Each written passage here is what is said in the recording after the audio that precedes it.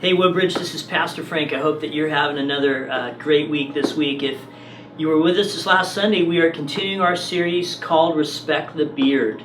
And this Sunday we had a real fun time just talking about God's wisdom into a very important area of all of our lives, human sexuality. I promise you that if you look on the internet and if you could see every sermon that was preached in America last Sunday, nobody taught on the Song of Solomon. It's just a book in the Bible that you just don't study. And yet it is an amazing book dedicated by God to humanity, celebrating His creation in human sexuality. And God celebrates that. He consecrates it. He says, go for it. And for husbands and wives, that's the setting in which God says, this is where I created this for, right? So last Sunday we had fun kind of entering into the topic. God speaks wisdom into all areas of our life. And here's the point in God's wisdom. There's a saying in America, well, just live and learn. Well, they'll just live and learn.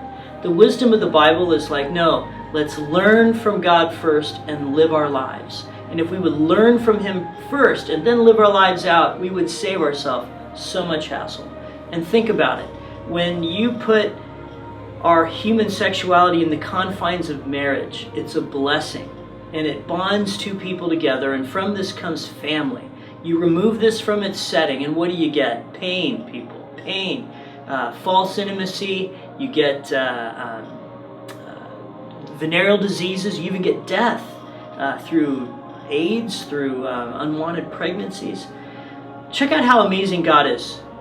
God created this incredible thing, and He says it's so amazing you protect this sucker in the confines of marriage. And in the wisdom literature, in the Song of Solomon, the warning label is this: don't awaken this thing until it's time. Don't touch it until it's time. Wow, isn't God smart?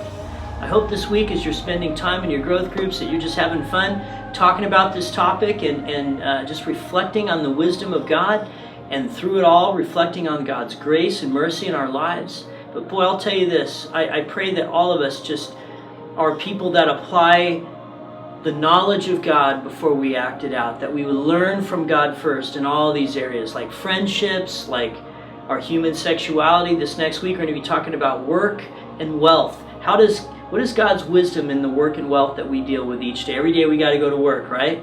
So what is God's theology on work? And what's God's theology with our wealth? What's God's wisdom for us?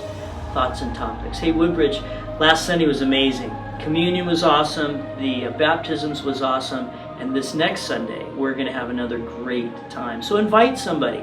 Invite someone to come and join the church. And may they all find Jesus in the journey. So God bless you, Woodbridge. We'll see you this next Sunday. Take care now.